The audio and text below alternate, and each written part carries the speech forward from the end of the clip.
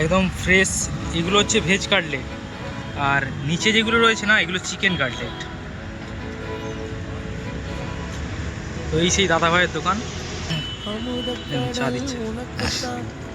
এটা ক টাকার চা দাদা? দেখো 15 টাকার চা।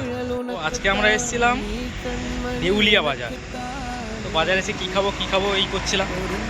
তো দেখতে পেলাম একটা দাদার চায়ের দোকান। ভাবছিলাম কিরম কি চা বানাবে না বানাবে। তো চা খেয়ে এত মানে সুন্দর লেগেছে, মানে বলার মতো নয়। আর প্লাস তারপরে দাদা ভাই বললো যে দুটো কাটলেট দিচ্ছে। বললাম দাও। একটা চিকেন কাটলেট, একটা ভেজ কাটলেট, দুটোই একদম অসাধারণ ছিল। ওই তোমরা আসো না কলকাতা থেকে শের পাঞ্জাব না ভিজিট করে একবার দেউলিয়া বাজারে এসে ফালতু টি সেন্টার, তো নামটাই শুধু ফালতু, বাদ বাকি কোয়ালিটি যা আছে না টপ ক্লাস, শের পাঞ্জাবকে বিট করতে পারবে। তোমরা একবার এসে ট্রাই করে দেখো, শের পাঞ্জাবকে বিট করতে পারবে। তো দাদা ভাই আপনার নাম? আচ্ছা, ছোট্টুদার চায়ের দোকান। ফালতু না, ফালতু চেঞ্জ হবে এবারে। এইগুলো দাদা ভাইয়ের কাছে পাওয়া যায়।